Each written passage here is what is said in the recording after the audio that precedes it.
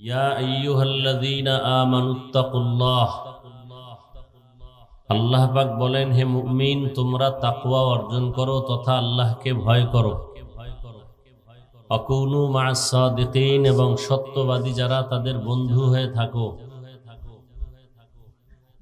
নবীজি বলেন, মান তাওয়াযআ লিল্লাহ রাফা'আহুল্লাহ। যে ব্যক্তি আল্লাহর জন্যই নিজেকে ছোট মনে করে, আল্লাহ তার মর্যাদা উঁচু করে দেন।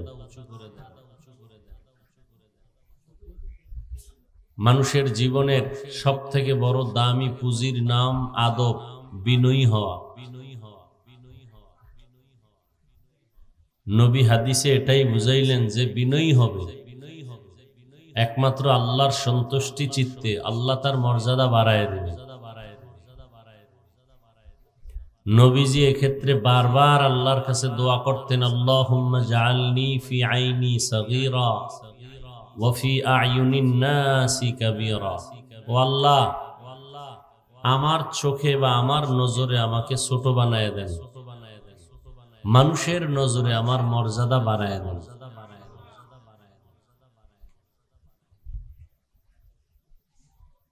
প্রবাদ আছে না, নিজেকে যে ছোট বড় বলে সে বড় নয়। আমি ভালো না খারাপ, একটা গাছ ভালো না খারাপ ফলের দ্বারা পরিচয়। আমি মানুষ ভালো না খারাপ, এটা আমার আখলাক পরিচয় দিবে, আমার বিনয়ী আমাকে বলে দিবে। আমাকে বলতে হবে না আমি ভালো।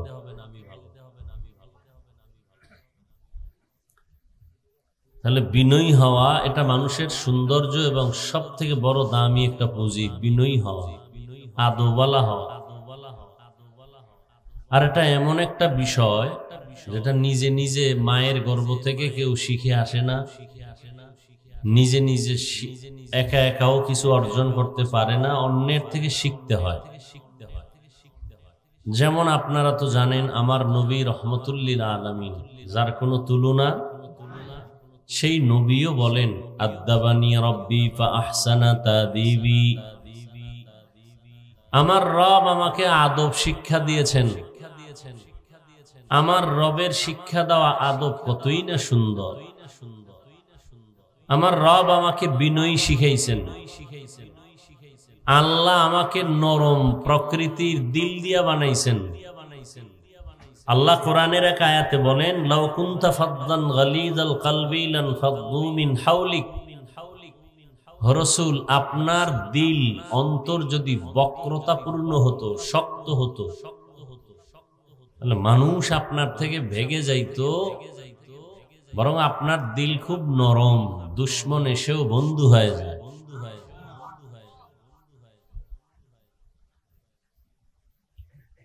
নরমের প্রতি মানুষ খুব দুর্বল। শারীরিকভাবে পুরুষের থেকে নারী একটু দুর্বল, নরম। এদিক থেকে তার মর্যাদাও না পুরুষের তুলনায় কিন্তু বেশি, ঠিক না? আবার দেখেন, আমাদের তুলনায় নারী হোক পুরুষ হোক, বাচ্চা খুব দুর্বল। বাচ্চা দুর্বল না, নরম না? বাচ্চাকে সবাই আদর করে, মাও আদর করে, বাবাও আদর করে, ভাই বোনেরাও আদর করে। নরম, দুর্বল। আর আল্লাহ কোরআনে বলেন, অখলিকাল ইনসানু যায়ীফা, আমি মানুষকে দুর্বল করে বানাইছি। মানুষ খুবই দুর্বল, পিপিলিকার কাছেও দুর্বল, মশার কাছেও দুর্বল। মানুষ খানার বেলায় দুর্বল, ঘুমের বেলায় দুর্বল, চলাফেরার বেলায় দুর্বল, মেধার বেলায় দুর্বল। যে কারণে শক্তিশালী সব আমাদেরকে মহব্বত করে, সম্মান করে, হিংস্র প্রাণী সহ। বাঘের শক্তি বেশি না? না, আমাদের সম্মান করে। বলবেন তাহলে সুন্দরবনে মানুষ মারে কেন? ও মানুষ না, আসলে যে মানুষ হবে তাকে বাঘ সালাম করবে, মানুষ হতে পারে নাই। মূলত জুলুম করেছে প্রাণীর উপরে, এই জিদ্দে ওকে আক্রমণ করেছে। কই সুন্দরবনের ঘটনা দেখলেন, চাঁদপুর জেলার কচুয়া থানা, ওই থানার একটা স্থানের নাম উজানি। ওই জায়গা আবাদ করেছেন কারি ইব্রাহিম রহমতুল্লাহ আলাইহি। তিনি তো বাঘের কাছে আসছে, বাঘকে কথা বলছে, এই বাঘ তুমি চলে যাও, এখানে আমরা বসবাস করব। বাঘ চলে গেছে। বাঘ তো তাকে আক্রমণ করে নাই। তার 11 সন্তান, ছেলে 11টা। সর্বশেষ যে সন্তান কারি মঞ্জুর আহমদ রহিমাহুল্লাহ, তিনি আমাদের বাড়ি যাইতেন। তার হাত ধরে আমি উজানি আসছি, চাঁদপুরে আসছি। আমাদের কুয়াকাটা বঙ্গোপসাগরের কিনারায় লাল কাঁকড়া থাকতো, ছোট ছোট লাল কাঁকড়া, বিদ্যুতের গতিতে দৌড়াতো। এখন সাগরের পারে গেছে দেখার জন্য সকালবেলা। ওই কাঁকড়াগুলো মানুষ দেখলে বিদ্যুতের গতিতে দৌড়ায় গর্তে ঢুকে যায়, দেখতে খুব সুন্দর। ইদানিং কালে এগুলো নাই, ভালো ভালো জিনিস থাকবে না, মানুষ ভালো কমতেছে, ভালো ভালো নেয়ামত কমে যাইতেছে মানুষের গুনার কারণে। ইলিশ মাছ আছে, আগের সেই বরকত নাই। এখন সে কাঁকড়া দেখবে, দেখতে পারে না। আমরা দৌড়াইতেছি ধৈর্য দেখানোর জন্য। হুজুর বলতেছে একটু দাঁড়া, আমি একটু দেখতে চাই, একটু দাঁড়া। অনেকগুলো কাঁকড়ার মধ্যে একটা কাঁকড়া দাঁড়ায় গেছে। পরে হুজুরে বইসে ওটাকে ধৈর্য এরপরে দেখলেন।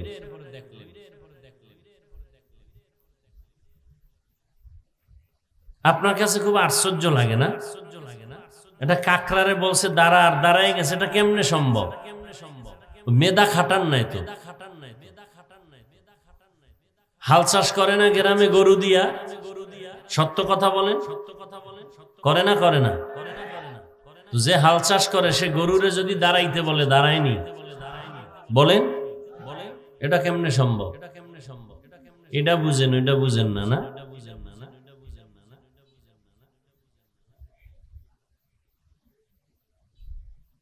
মানুষ দামি না কাঁকড়া দামি?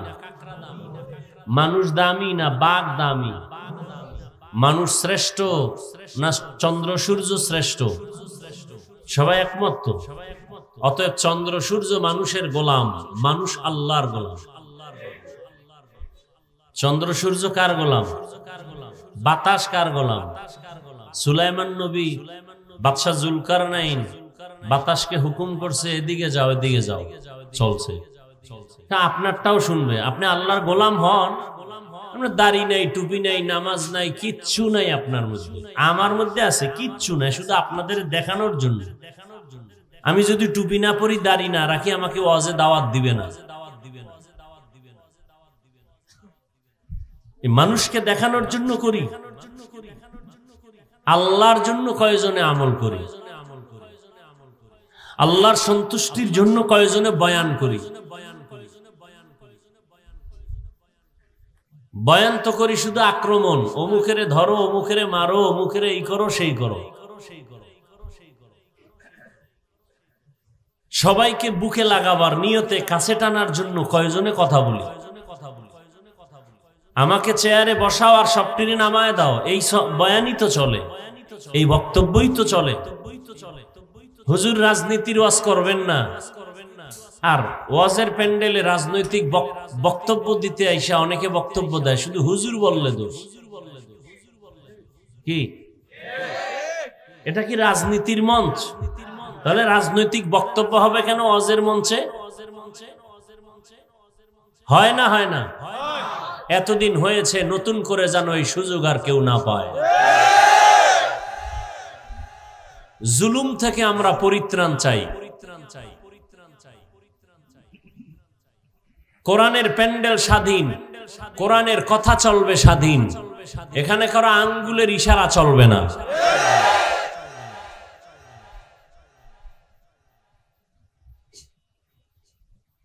আল্লাহ বুঝার তৌফিক দান করেন। যতই বলি বয়ানের পরে কি আর এই কথা ঠিক থাকবে? হুজুর হুজুরেরটা বলে গেছে, আমরা আমাদেরটা করি।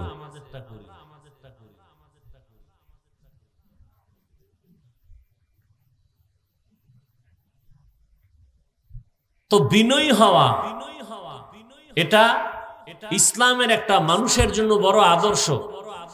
অনেক শিক্ষিত মানুষ কিন্তু আদব নাই, কেউ তাকে পছন্দ করে না। প্রত্যেকটা জিনিসের একটা সৌন্দর্য আছে, মানুষের সৌন্দর্যের নাম আদব। লিকুল্লি শাইইন যিনাতুন ফিল ওয়ারা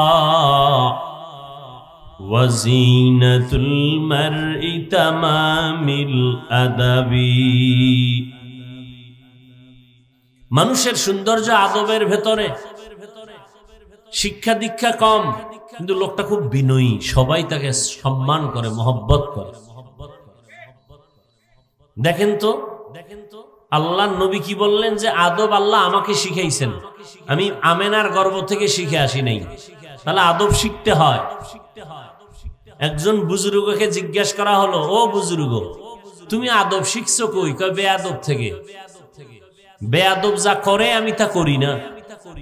বেয়াদব বাম হাতে পানি পান করে, আমি বাম হাতে করি না, কারণ এটা আদব না বেয়াদবি? বেয়াদবি। যেই জিনিস যেইভাবে করা উচিত, যেই কাজ যেইভাবে করা প্রয়োজন, ওইভাবে না করাটা বেয়াদবি। যেই জিনিসটা যেখানে রাখা উচিত ওখানে না রাখা বেয়াদবি। বুঝেন না কথা? টুপি রাখবে কই, মাথায় না পায়ের নিচে? মাথায়। পায়ের নিচে রাখা। জুতা থাকবে কই? এটা মাথায় নেওয়া। বলেন না কেন? বেয়াদবি। প্রত্যেকটা জিনিসের একটা আদব আছে। পানি পান করার আদব, জুতা পরিধান করার আদব। আদবের আরেক নাম সুন্নত। বলেন আদবের আরেক নাম সুন্নত। ডান হাতে আপনি পানি পান করবেন, ডান হাতে খানা খাবেন, ডান পা আগে ঢুকবে জুতায়, আদব। এটাই সুন্নত। বাম হাতে কিছু পান করা, কিছু খাওয়া বেয়াদবি, সুন্নতের খেলাফ। আর এটা শিখতে হয়। নবী যদি শিখেন আমি কেন পারবো না? কথা বলার মধ্যে আদব। বলে কি আদব? এক নাম্বার আদব, কথা বলার আগে সালাম দাও। কথা বলার আগে সালাম দাও। একজনের সাথে মোবাইলে কথা বলবেন, আগে কি? তারপরে কালাম, তারপরে কালাম। আপনারা কি আগে সালাম দেন? আমি দেই না। সালামকে জবাই করেছে পৃথিবীর আন্তর্জাতিক চক্রান্ত মোবাইলের মাধ্যমে, হ্যালো শব্দ দিয়ে সালামকে জবাই করেছে। হ্যালো। আপনি যদি আজকে শুধু একটা সুন্নতকে চালু করেন যে আমি সালাম দিব এবং জবাব না দিলে কথা বন্ধ, ও যতবার বলবে হ্যালো সালামু আলাইকুম, ও বলবে হ্যালো সালামু আলাইকুম, হ্যালো সালামু আলাইকুম, জীবনের তরে আজকের শিক্ষা পাবে, মৃত্যু পর্যন্ত শিক্ষা ভুলবে না। সালাম দেন না। দেয় কারে জানেন? যারা নিষেধ এরে দেয়। উল্টা মিস কল পাইছে আরে সালাম দেয়। মা বাবাকে সালাম দেয় না, লজ্জা লাগে। ভাই ভাইকে সালাম দেয় না, লজ্জা লাগে। সালাম দেয় বেগানাকে, এগানাকে না। লিকুল্লি শাইইন যিনাতুন ফিল ওয়ারা ওয়া যিনাতুল মারই তামামিল আদাবি। বয়ান তো জীবনে কম শুনলেন না। বাংলাদেশের মানুষ যেই পরিমাণ বয়ান শুনে, পৃথিবীর আর কেউ এই পরিমাণ বয়ান শুনবে কি করে? বয়ান করারই কোনো অনুমতি নেই। এভাবে মাঠে ময়দানে বয়ানের অনুমতি নাই। দীর্ঘ টাইম বয়ান নাই। বাংলাদেশে এত বয়ান, দাওয়াত ও তাবলীগের মাধ্যমে বয়ান, পীর মাশায়েখদের পবিত্র জবানে বয়ান, জুমার দিন খতিব সাহেবদের জবানে বয়ান, আমরা উলামায়ে কেরাম মানুষের দ্বারে দ্বারে ঘুরে বয়ান করি, আবার মোবাইলে সে বয়ানগুলো ডাউনলোড করে আপনারা শুনেন। বয়ান শুনতে শুনতে এমন এক পরিস্থিতি হয়েছে এখন মানার কোনো সুযোগ নাই, এত বয়ান আপনি জানেন। বয়ান আপনি সব জানেন, কোনটা হালাল কোনটা হারাম, কোনটা বৈধ কোনটা অবৈধ, কোনটা জায়েজ কোনটা না জায়েজ, সব আপনারা জানেন। গালি দেওয়া হালাল না হারাম, মিথ্যা বলা হালাল না হারাম, জানেন এরপরও মানেন না। জানা আছে কিন্তু মানার কোনো চিন্তা নাই। কারণ কি? দৈনিক মানুষ মরে, জানা যায়, আপনিও যান, কিন্তু একবারও শিক্ষা নিলেন না মরণটা যদি আমার হয়। কই আমার ছেলে, কই মেয়ে, কই মা, কই বাবা, কই আপনজন? আমাকেও তো এমনি ভাবে আমার জামা কাপড় গুলো বেলেট দিয়ে কেটে কেটে রেখে দিবে, সাদা 3টা কাফনের কাফন দিয়ে পেঁচায় প্যাকেট বানাবে। আমাকে এমন জায়গায় শোয়ায় রাখবে যেই জায়গায় দিনের বেলাও যাইতে বড় ভয়। ওই বাঁশবাগান, ওই জঙ্গল যেখানে সাপ বিচ্ছু থাকার জায়গা, আমাকে সবাই রেখে আর কেউ খবর নিবে না। এখানে ওয়াজে আসছি, আম্মা জান অপেক্ষা আছে, আমি ঘরে না যাওয়া পর্যন্ত মা ঘুমাবে না, অপেক্ষা করতেছে। কিন্তু কবরে শোয়ানোর পর মা আর কোনোদিন আমার জন্য অপেক্ষা করবে না। টাইম হয়ে গেছে, ঘুমায় যাবে, খানার টাইমে খানা খাবে, 2-1 দিন মনে করবে আর আমার জন্য সময় অপেক্ষা করবে না। ওই অন্ধকার কবরে আমি একা, আমার এত আপন কলিজার বন্ধুটা পর্যন্ত মোবাইল থেকে নাম্বারটা ডিলিট করে ফেলবে। আপন বন্ধু নাম্বার ডিলিট কেন? বন্ধু নাই, নাম্বারও নাই। কোনদিন ভুলেও আমার নাম্বারে কল দিবে না, জানে আমি মরে গেছি, আর কল দিয়া লাভ কি? আর কোনদিন ফোন করবে না। ওই অন্ধকার কবরে আমি একা পড়ে থাকবো। আদম নবী পড়ে রইলেন, হাজার হয়ে গেল, সব আম্বিয়া কেরাম চলে গেলেন। আপনার আমার রহমতের নবী 1500 বছরের উপরে হয়ে গেল কবরের মধ্যে রওজা মুবারকে জিন্দা। তাদের তো কোনো গুনাহ নাই, সাহাবায়ে কেরামদের আল্লাহ অগ্রিম ক্ষমা করে দিয়েছেন। কিন্তু আপনার আমার উপায় কি? আমার চারদিকে শুধু গুনার গুনাহ, একটা নেক আমল নাই। টুকটাক যে আমল করছি সেই আমলের মধ্যে ভেজাল আর ভেজাল।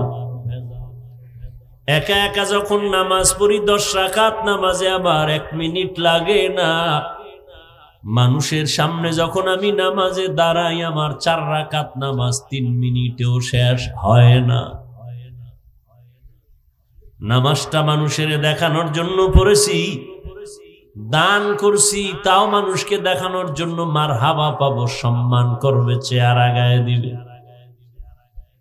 বাইতুল্লাহ হজ কইরে আসছি, মানুষ আমারে আলহাজ না বললে মনে কষ্ট লাগে, মানুষের জানান দেওয়ার জন্য আমি হজ করেছি।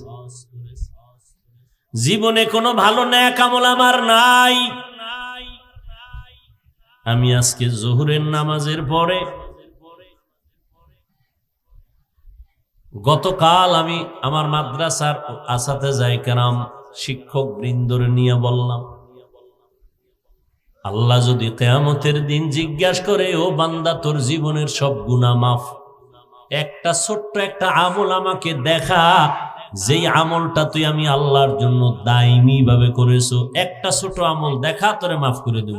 জীবনে যা করছো সব মাফ, ছোট্ট একটা আমল দেখা, যে আমলটা তুই সব সময় করছো আমার জন্য। একটু চিন্তা করেন তো, এমন কি আমল করছেন জীবনে? সুযোগ আসিল করার, মা আসিল, মার সাথে ব্যবহার ভালো করতেন, আল্লাহকে যদি বলতেন আল্লাহ এই আমলটার উসিলা মাফ করুন, তাও করেন নাই। মায়ের সাথে ব্যবহার বড় খারাপ, বাবার সাথে ব্যবহার খারাপ, ভাইয়ের সাথে ব্যবহার খারাপ, বোনের সাথে ব্যবহার খারাপ, স্ত্রীর সাথে স্বামী হইয়া ব্যবহার খারাপ, স্ত্রী হইয়া স্বামীর সাথে ব্যবহার খারাপ, মা বাবা হইয়া সন্তানের সাথে ব্যবহার খারাপ। এরকম মা বাবা সমাজে আছে না নাই? সন্তানের সামনে মা বাবা অকথ্য ভাষায় গালাগালি করে আর ঝগড়া করে, সন্তান এগুলো শিখা শিখা ঝগড়া আর গালি শিখে। এজন্য নবী বলেন, মান তাওয়াযআ লিল্লাহ রাফাআহুল্লাহ, যে নিজে আল্লাহর জন্য ছোট হইয়া যায় আল্লাহ তার মর্যাদা বাড়ায়া দেন। আমার নবী অল্প টাইমে মক্কা নগরীর মানুষগুলোকে জান্নাতি মানুষ বানায় দিলেন। মাত্র 13 বছর। অথচ মক্কার মানুষ কত খারাপ। পৃথিবীতে ওদের মতো চরিত্রহীন মানুষ আর অন্যত্র ছিল না। মক্কার মানুষ এত চরিত্রহীন। কন্যা সন্তান হলে বাবা গলা টিপে কন্যাটারে হত্যা করে ফেলে, কেমন জালেম। মাত্র 13 বছরের মধ্যে নবী এই মানুষগুলোকে জান্নাতি মানুষ বানায় দিয়েছেন। নবী বেতের বাড়ি দেন নাই, সুন্দর বিনয়ী আদবওয়ালা ব্যবহার। নবী একটা গালি দিছেন, শুধু 13 বছর না, রসুলের জীবনে কখনো ভুলেও কাউকে একটা গালি দেন নাই। হাজারো গালি নবীকে দিয়েছে, নবী একটা গালির জবাবও দেন। আমাদের নবী কেমন আর আমরা তার উম্মত কেমন? নবীজি কোনদিন চোখ গরম করে কারো দিকে তাকান নাই। কেমন নবী! এই নবীর জন্য আসমান পাগল, জমিন পাগল, গর্তের পিপিলিকা পর্যন্ত পাগল। জঙ্গলের প্রাণীরা নবীর জন্য আশেক, গর্তের সাপ নবীর আশেক। এমনি না, নবীর মেজাজ বড় ঠান্ডা, নরম ব্যবহার আমার নবীর। রহমতের নবীর জবানে কোনো গালি নাই, কারো দিকে চোখ গরম করে তাকান না, কারো গালির জবাব দেন না, পারলে কারো উপকার করেন না, পারলে চুপ থাকেন, কারো ক্ষতি নবী করেন না। আর আমরা উপকার পারলেও করি না, চেষ্টা করি কেমনে ক্ষতি করা যায়। ভাই হইয়া ভাইয়ের ক্ষতি করে, ভাই হইয়া বোনের ক্ষতি করে, বোন ভাইয়ের ক্ষতি করে। আছে না নাই? বড়রা ছোটদের ক্ষতি করে, ছোটরা সুযোগ পেলে বড়দের ক্ষতি করে। 24টা ঘন্টা মানুষ মানুষের ক্ষতির জন্য প্রচেষ্টা চালায়, অপচেষ্টা চালায়। আমার নবী কোনোদিন কারো ক্ষতি করেন নাই। নবীর এই ব্যবহারে কাফেরেরা নবীরে মানে না নবী বইলা, কিন্তু নিজেদের সম্পদ মুহাম্মদের কাছে আমানত রাখে। কারণ মুহাম্মদ এত সৎ, যত টাকা রাখি আমগো দুশ্মন হলেও আমাদের টাকার খেয়ানত হবে না।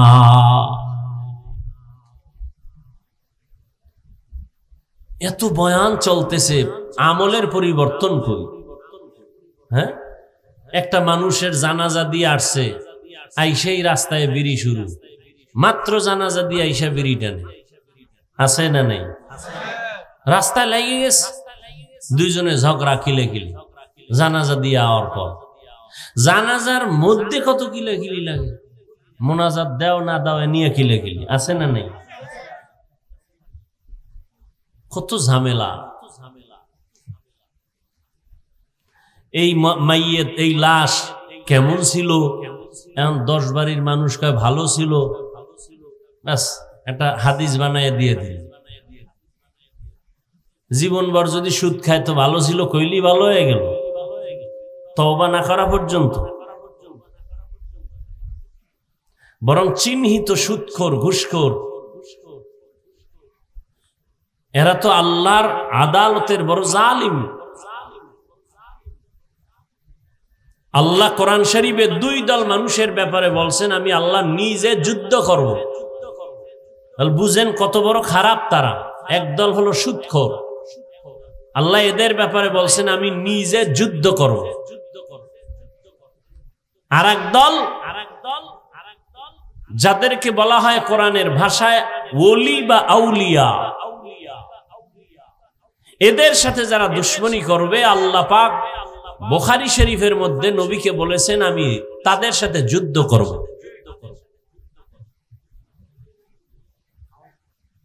এত বয়ানের পরেও কেন পরিবর্তন নাই আমাদের? মাদ্রাসা আগের থেকে বেড়ে গেছে, তাবলীগ বাড়লো, কিন্তু কই সুদের কারবার কমছে নাকি? কমছে? বেনামাজি কমছে? অনেক বেড়ে গেছে। মাদ্রাসা বাড়লো, ওয়াজ মাহফিল বাড়লো, পীর মুরিদি বাড়লো, তাবলীগ বাড়লো, মসজিদ বাড়লো, তারপরেও কিন্তু নেক আমলের রাস্তা বড় দুর্বল হয়ে গেছে। এর একমাত্র কারণ বয়ান শুনি, বয়ান করি, কিন্তু আসল আল্লাহর আযাবের ভয় আপনার আমার অন্তরে নাই। এই জন্য আল্লাহ বারবার বারবার কোরআন শরীফের মধ্যে বয়ান করেন আমাকে ভয় করো, আমাকে ভয় করো, আমাকে ভয় করো।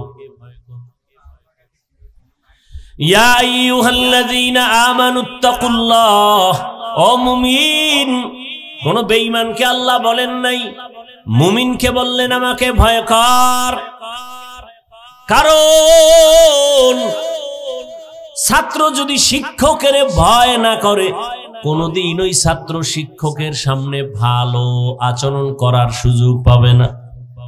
সন্তান যদি মা বাবাকে ভয় না করে, কোনদিন মা বাবার সামনে সন্তান অন্যায় করতে দ্বিধা করবে না। যেই সন্তান মা বাবাকে ভয় করে চলে, ওই সন্তান মা বাবার সামনে অপরাধ করে না। যেই ছাত্র শিক্ষকের অন্তর থেকে ভয় করে, ওই ছাত্র কখনো শিক্ষকের সামনে অন্যায় করে না।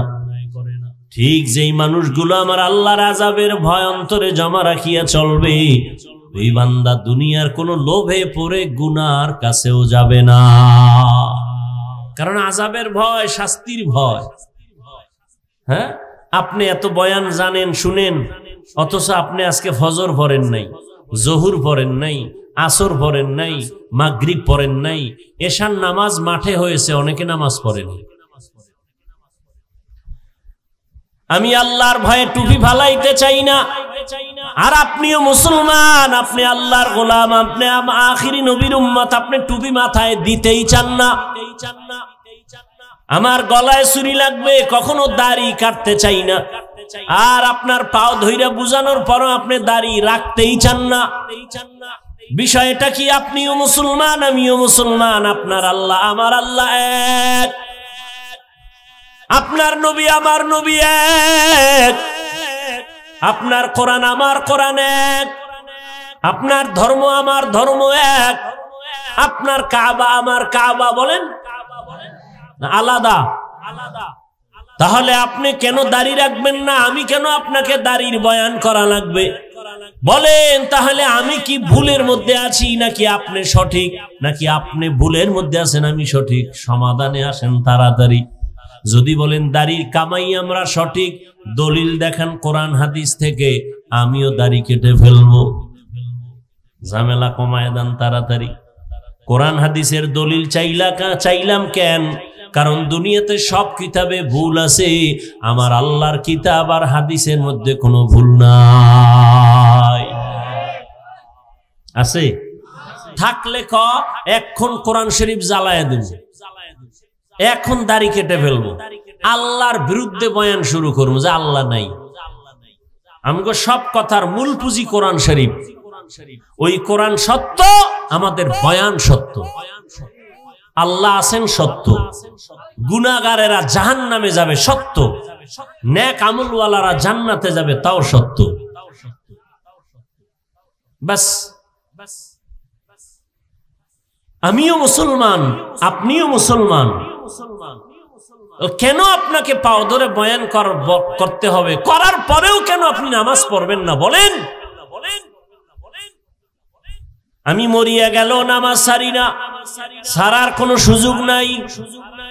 কষ্ট হলেও দাঁড়াইয়া না পারলে বৈশা নামাজ পড়ি, বৈশা যদি না পারি অসুস্থ হয়ে গেলে শুয়ে শুয়ে হলেও নামাজ আদায় করি।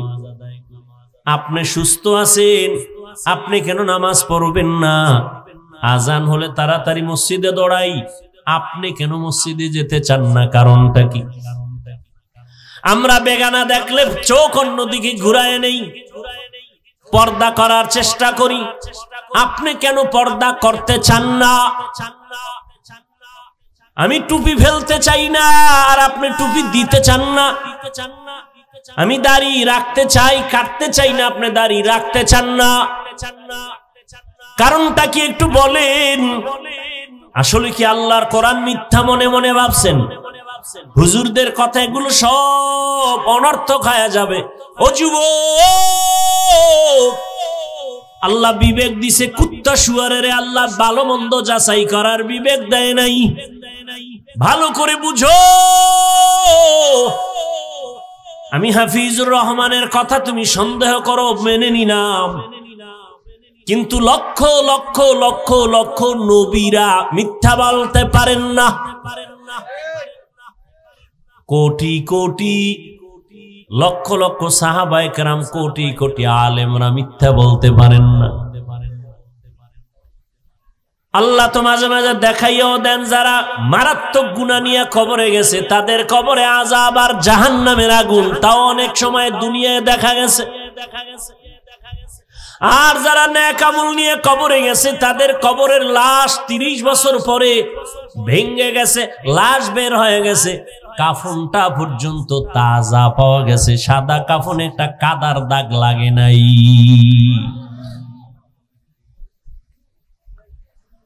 ও আল্লাহর বান্দারা,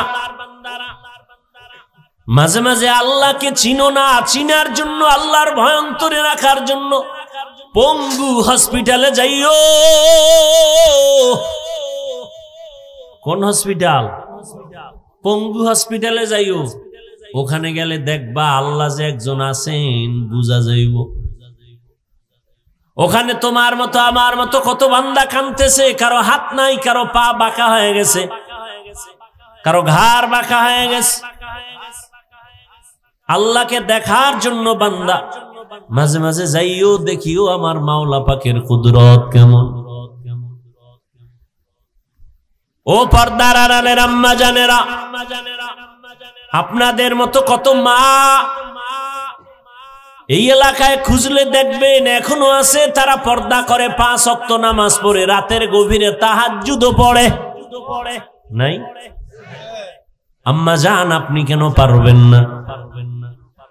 আপনিও মা, আম্মা জান আয়েশা রাদিয়াল্লাহু তাআলা আনহাও নবীর স্ত্রী একজন মা, আপনি তো তাদের মতোই দামি নারী।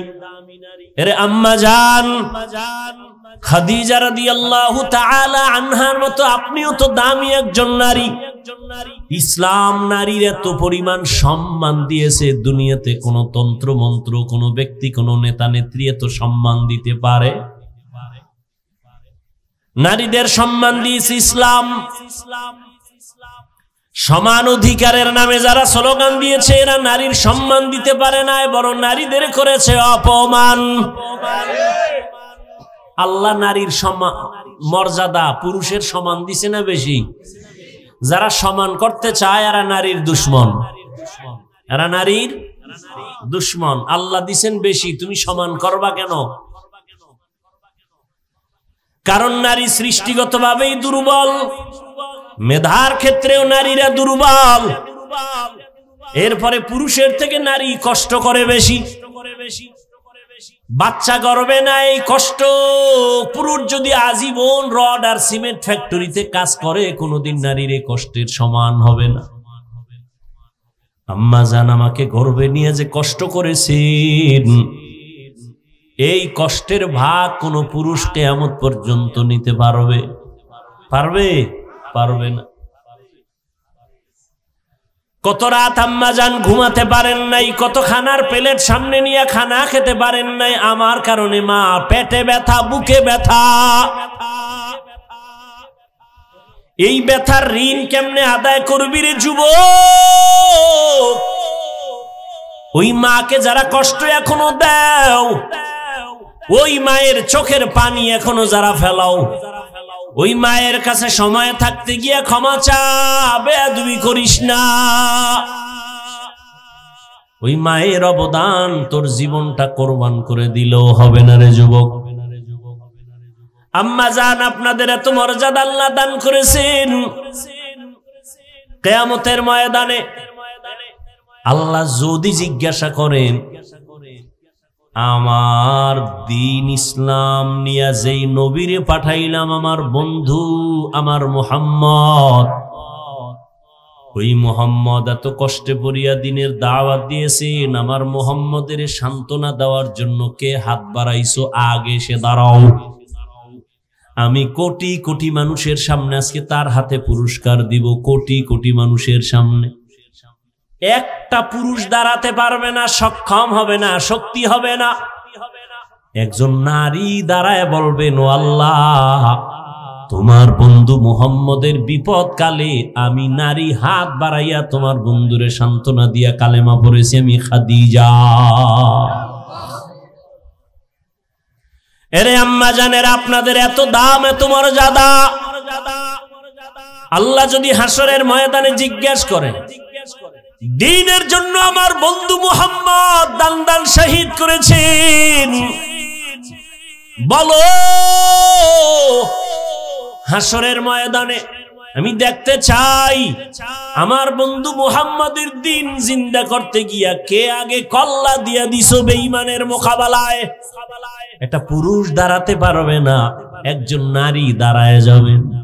একজন নারী দাঁড়ায় বলবেন, ও আল্লাহ, আপনার বন্ধু মুহাম্মদের দ্বীন দুনিয়ায় টিকে রাখাবার জন্য আমি কল্লা আগে দিয়েছি, আমি একজন নারী, সুমাইয়া রাদিয়াল্লাহু আনহা।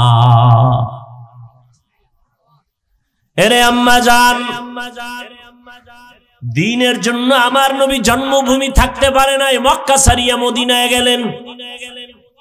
চোখের পানি ছেড়ে কেঁদে কেঁদে নবী গভীর রাত মক্কা ছেড়ে মদিনার পথে দৌড়ায় আমার নবী।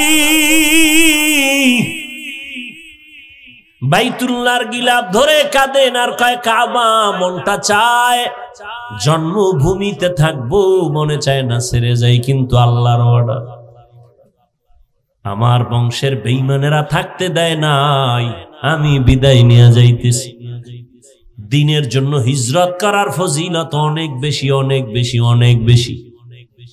এজন্য আল্লাহ যদি কিয়ামতের দিন জিজ্ঞাসা করেন, আমার দ্বীনের জন্য মুহাম্মদ হিজরত করেছে, আবু বকর হিজরত করেছে, বলো প্রথম হিজরত কে করছো? হাতটা দেখাও। কোটি মানুষের সামনে আমি আল্লাহ কিয়ামতে আজকে পুরস্কার দিব। একজন পুরুষ দাঁড়াতে পারবে না, একটা নারী দাঁড়াবে। সুবহানাল্লাহ। না, একজন নারী দাঁড়ায় বলবেন, হে আল্লাহ, তোমার বন্ধু মুহাম্মদের দ্বীন ইসলামের ঝান্ডা উঁচু রাখার জন্য আমি আমার জন্মভূমি ত্যাগ করে হিজরত করেছি। একমাত্র প্রথম হিজরত করনেওয়ালা আমি একজন নারী, রুকাইয়া রাদিয়াল্লাহু আনহা, আমি মুহাম্মদের কন্যা।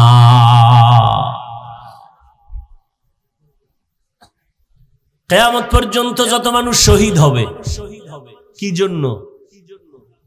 আওয়ামী লীগকে ক্ষমতায় বসানোর জন্য শহীদ, বিএনপি কে ক্ষমতায় নেওয়ার জন্য শহীদ, অমুক নেতারে চেয়ারে বসাবার জন্য শহীদ। হ্যাঁ,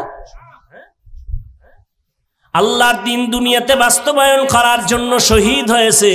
কিয়ামত পর্যন্ত যত মানুষ শহীদ হবে, ছাত্র জনতার আন্দোলনে শাহাদাতের পেয়ালা পান করেছেন। মুগ্ধ আমার ভাই, আবু সাইদ আমার ভাই সহ যারা শাহাদাত বরণ করেছেন, এরা যত সওয়াবের অধিকারী হবেন। প্রথম যিনি শহীদ হয়েছেন তার আমল নামায় একটা সওয়াব সবার পক্ষ থেকে চলে যাবে, কারণ প্রথম শহীদ একজন নারী। পুরুষ না নারী? নারীর মর্যাদা কমছে না বাড়ছে? কিন্তু যে সমস্ত লম্পট চরিত্রহীনেরা বলে নারীর সমান অধিকার চাই, আর নারীর চূড়ান্ত দুশ্মন। এরে আম্মা জানেরা, আপনারা এত মর্যাদা কেন জানেননি? সারা রাতেই বয়ান করলে কি শেষ হবে? আপনাদের নামে আল্লাহ কোরআন শরীফে সূরা নাজিল করছেন, কি সূরা নিসা আছে না নাই? এই যারা বিয়ার পাগল, বিয়ে হয় না, এত মাইয়া কয় বউ হয় না। দুনিয়ার আকাম করলে ভাবি কেমনে আসলটাও আরবি। এই যারা চরিত্র নষ্ট করে অন্য সৎ চরিত্রের নারীদের উপরে চরিত্রের কালিমা লিপন করেছো, তোর কপালে ভালো বউ নাই, আছে জল্লাদ। হাসিস না, কথাটা খুব কঠিন, টের পাবি সময় মতো। ভালো একটা বউ না পাইলে আর সে গলায় ফাঁসি দিয়ে মরা ভালো। তো বউ পাবি না কেন? আল্লাহ তো রাখছে, পাবি না কেন? ওই যে আকাম করতেছো মোবাইলে, এজন্য আল্লাহ বেজার হয়ে যাইতেছে।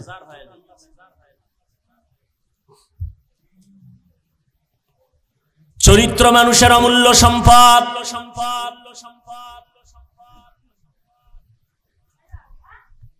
এরে আল্লাহর গোলাম, ভালো করে বুঝো, যেই সমস্ত যুবক বলে আমি ভালো পাত্রী চাই, নেককারিনী একটা মেয়ে চাই, নামাজি কোরআন পড়নেওয়ালা কন্যা চাই, পাই না, বয়স আমার চলে যাইতেছে, বিয়া হয় না। ওলামায়ে কেরাম কয় প্রতিদিন ফজরের নামাজ পড়িয়া সূরা নিসা পড়, নিসা সূরাটা পড়, নেককারিনী বিবির সন্ধান আল্লাহ ব্যবস্থা করে দিবেন। সূরা নিসা নারীদের নামের সূরা। আবার জমিনের মধ্যে একজন নারীর নাম নিয়ে আল্লাহ পাক আলাদা সূরা নাজিল করেছেন। নাম কি? সূরা মারিয়াম। ঈসা নবীর মা মারিয়ামের নামে সূরা আল্লাহ দিলেন। কে সে মারিয়াম? ঈসা নবীকে আল্লাহ দুনিয়ায় পাঠাইছেন, কোনো বাবা ছিল না। মারিয়ামের উপর অত্যাচার। এই মারিয়াম, এই ছেলে কই পাইছো? বাবা সারা সন্তান এটা কেমনে হয়? এলিয়া কিলেকিলি করে দুই দল। এক দল কয় যেহেতু ঈসার বাবা নাই, আল্লাহই তার বাবা। আর এক দল কয় যেহেতু ঈসার কোনো বাবা নাই, অতএব ঈসা যারও সন্তান। নাউজুবিল্লাহ। না,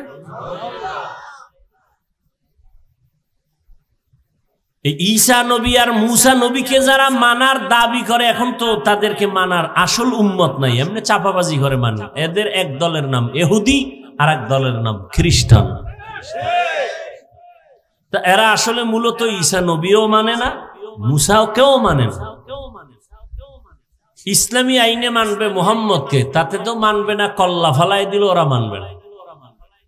কেন? ওদের ভিতরে জিদ, প্রতিহিংসার জিদ। মোহাম্মদ শ্রেষ্ঠ নবী ইহুদি ধর্মের নবীদের ঘরে আসলো না কেন? ইসমাইলের ঘরে আসলো কেন? এই জিদ। ভাইরা আমার, নারীদেরকে আল্লাহ এত মর্যাদা দান করেছেন, কারণ তুমি আম খাইতে চাও, আম গাছ লাগাও, গাছের যত্ন করো তো ফল ভালো হবে, ঠিক নেই? তুমি দুনিয়াতে যত সন্তান আসছে সব মায়ের গর্ভ থেকে আসছে, আর আসার পরে সন্তান মায়ের কাছে সময় বেশি কাটায়। মা আর বাবার তুলনায় সন্তান মায়ের থেকে আদর্শ শিখে বেশি, কারণ বাবায় সময় দিতে পারে না, সন্তান মায়ের কাছে থাকে, মা সময় দেয়, মাকে ফলো করে।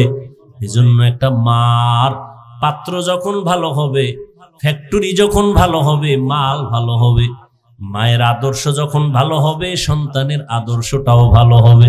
এজন্য এই দুনিয়ায় যত সন্তান ভালো হয়েছে সব হলো মায়ের অবদান। এসপি সাহেবের ব্যবহার ভালো, খবর নিবেন তার মা ভালো। ওসি সাহেবের মা ভালো, খবর নিবেন তার মায়ের আদর্শ ভালো। অমুক হুজুরের ব্যবহার ভালো, খবর নিয়ে দেখবেন তার মায়ের আদর্শ ভালো। এরে আম্মা জানেরা, এ দুনিয়ায় সন্তান আল্লাহ দান করেছেন, সন্তানটাকে মানুষ বানানোর জন্য আপনার অবদান থাকতে হবে, আদর্শ থাকতে হবে, না হয় আগানো যাবে না। এজন্য মায়ের মর্যাদা অনেক বেশি। যদিও কোনো মা নবী না, কোনো মা নবী না, কিন্তু নবীদের মা। কিয়ামতের ময়দানে কঠিন সময়ে মা বাবার পরিচয় দিবে না, সন্তানের পরিচয় দিবে না, কেউ কাউকে আপন বলে ডাকবে না। ওই সময় জান্নাতের 8টা দরজা খোলা হয়ে যাবে, 4 জন মহিলাকে ডাকবে, আসো তোমগো হিসাব লাগবে না, ঢুকে যাও। এজন্য দুনিয়াতে টাকা পয়সা কিছুই না। কই জীবনে কম কামাই করলেন না, বাড়ি গাড়ি থুইয়া আজকে অনেকে আগুন লাগায় দিছে। জীবনভর কামাই করলেন, কি লাভ হলো সেই বাড়ি গাড়ি করিয়ে? এর পিছনে কত সময় দিলেন, না ছেলে খাইতে পারলো, না মেয়ে খাইতে পারলো, না বউ খাইতে পারলো, না আপনি খাইতে পারলেন। এই সম্পদ দিয়া লাভ নাই। এই বিল্ডিং বাদ দিয়া টিনের ঘর ভালো। কি এজন্য একটা ভালো রমণী ঘরে আনবেন, যে আপনার জীবনটাকে সুন্দর করার জন্য জীবন দিয়া চেষ্টা করবে। যেই মহিলা ঘরে আসিয়া বলবে তোমার বেতন যে কয় টাকা, ওই টাকা আনবার 1টা টাকা বাড়তি আনলে আমাকে আলাদা হিসাব দিতে হবে, বাড়তি টাকা কোথা থেকে এনেছ। প্রত্যেকটা মা যদি ঘরের মধ্যে স্বামীর মাসের টাকা হিসাব নেয়, কোন স্বামী হারাম টাকা ঘরে ঢুকাইতে সাহস পাবে না। আম্মা জানেরা কয় আরো আনো, আরো আনো। এত বয়ানের পরেও কেন আমাদের পরিবর্তন নাই, দিল নরম নাই, চোখে পানি নাই? একমাত্র কারণ আল্লাহর আযাবের ভয় নাই। এ কারণে আপনি টুপি মাথায় না দিতে চান না, আর আমি টুপি ছাড়া চলতে চাই না। আপনি দাড়ি রাখতে চান না, আমি দাড়ি কাটতে চাই না। আল্লাহর ভয়, কখন জানি মরণ হয়ে যাবে। আল্লাহর কোরআন সত্য, গুনাহ নিয়ে কবরে গেলে আযাব হবে। এই ভয় হাজারো গালি শুনি, গালির জবাব দেই না, পায়ে ধরে ধরে বয়ান করি। ও যুবক, 5 বেলার নামাজ পড়ো, একবারও কিন্তু একটা গালি দিলাম না, আর এই কথাও বলি নাই যে আমরা জান্নাতে যাব তোমরা কেউ যাবা না, এমনটাও বললাম না। কওমি মাদ্রাসায় আসো, না হয় জাহান্নামে যাইবা, তাও বললাম না। স্কুল কলেজ বাদ দিয়া সবাই হুজুর হইয়া যাও, তাও বললাম না। তাবলীগ করো, চরমনাই যাও, তাও বললাম না। সব কথার শেষ কথা, তুমি স্কুলে পড়ো আলহামদুলিল্লাহ, কলেজে পড়ো আলহামদুলিল্লাহ, চাকরি করো আলহামদুলিল্লাহ, বাধা নাই। তবে দাবি আমার একটা, মা বাবার দোয়া নিয়ে আলেমদের জন্য অভিশাপ। তুমি ডাক্তার দূরের কথা, বেয়াদব হইলে তুমি দুনিয়া কেন, আমার ঘরের জন্য তুমি অভিশাপ, সমাজের জন্য তুমি অভিশাপ, তুমি জাতির জন্য অভিশাপ। বেয়াদবের আরেক নাম জালেম। বলেন বেয়াদবের আরেক নাম কি? জালেম। এজন্য আমি অনুরোধ করে বলবো, যে যেই লাইনে আসরে যুবক, চরিত্রটা ভালো রাখিও, ভালো ব্যবহার মানুষের উপহার দিও, মা বাবার সাথে ভালো আচরণ, ওস্তাদ শিক্ষকদের সাথে ভালো আচরণ, ওলামায়ে কেরামের দোয়া নিয়ে চলিও, নবীর তরিকায় 5 বেলার নামাজ পড়িও। জীবনটা সফল হবে, মরিয়া গেল তোমার নামে সুন্দর ইতিহাস লেখা হবে।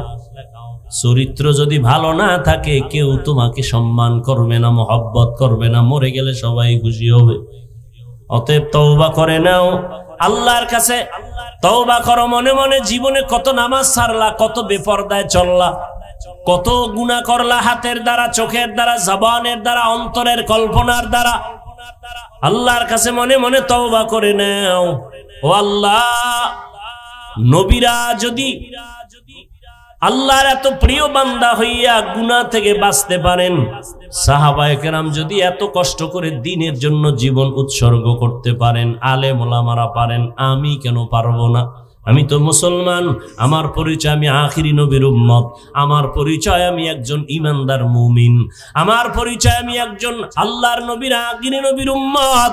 আমার পরিচয় আমি একজন মুসলমানের সন্তান, আমার পরিচয় আমি একজন উলামায়ে কেরামের বন্ধু। অতএব আর নামাজ ছাড়া যাবে না, বেপরদায় চলা যাবে না, দাড়ি কাটা যাবে না। তবে এটাও সত্য কথা, সবার কপালে তওবা নসিব হবে না, সবাই তওবার দরজাও খুঁজে পাবে না। আল্লাহ যাদের কবুল করবেন, যারা দিল থেকে তওবার নিয়ত করবে, আল্লাহ তাদের জন্য রাস্তা খুলে দিবেন। এখনো যাদের সময় আছে তওবার নিয়ত করো, মরিয়া গেলে আর নামাজ ছাড়বা না, বেপরদায় চলবা না, মা বাবাকে কষ্ট দিবা না, নবীর তরিকার বাহিরে চলবা না। তওবা করার মতো যদি কারো অন্তর তৈরি হয়, খাঁটি নিয়ত থাকে, মুনাফিকি না থাকে, তওবার নিয়তে দুটো হাত আমার আল্লাহকে দেখায়া দাও। আয় আল্লাহ, হাতগুলো কবুল করে নেন, তওবা কবুল করে নেন, তওবার উপরে মজবুত হইয়া চলার তৌফিক দান করেন। আমিন।